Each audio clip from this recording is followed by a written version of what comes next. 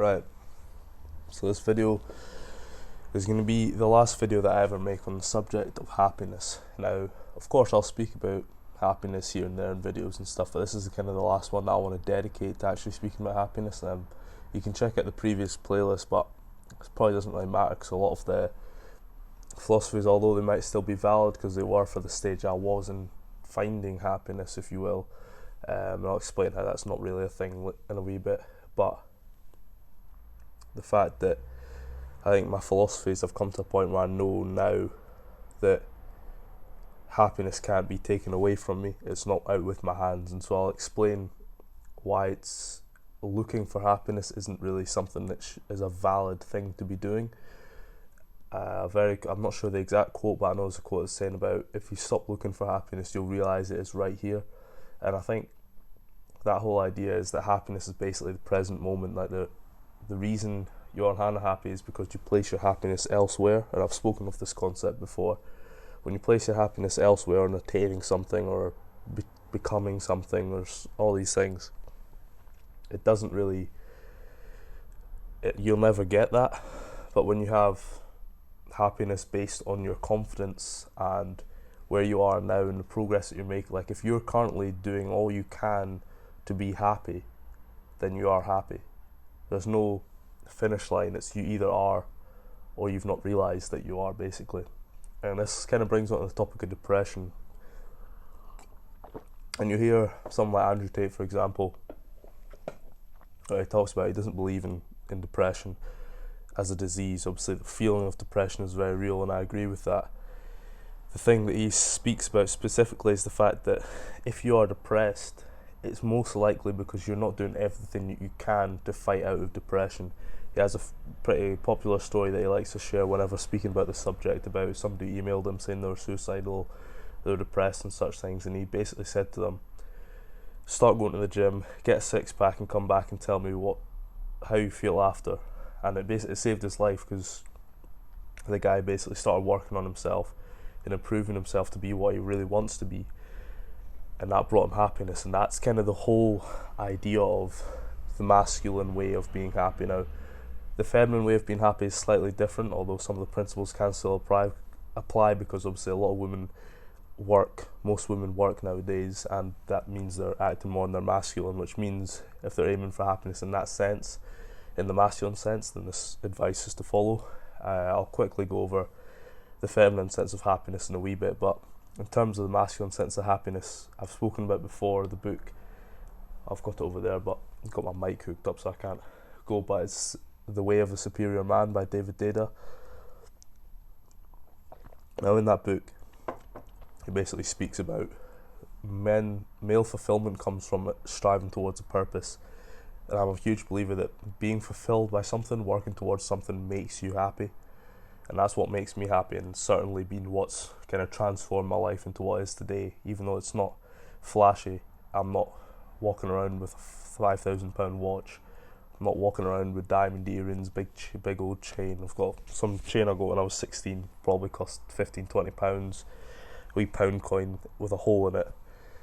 A ring that I just got for my birthday.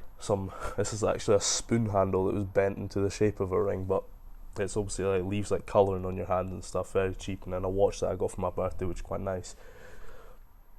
But that's about the extent of it. I mean, I've got a nice laptop which I bought. I went 50-50 with my parents on it while I was a student because it was for uni originally. Now I just use it for YouTube and doing council-y adult shite with like taxes and insurance and all that pish.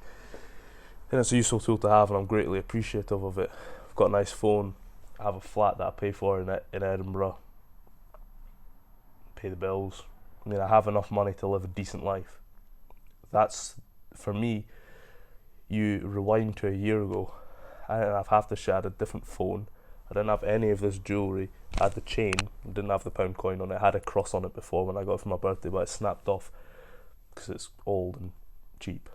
I was living home with my parents, which, don't get me wrong, my parents have got a decent house. We grew up in a fairly middle class area, and like I had a decent upbringing, but the fact that I wasn't sort of taking responsibility for my own life, I was still having my parents pay for everything. I was basically just paying like Spotify and Netflix and just small bills that was under £100 a month basically.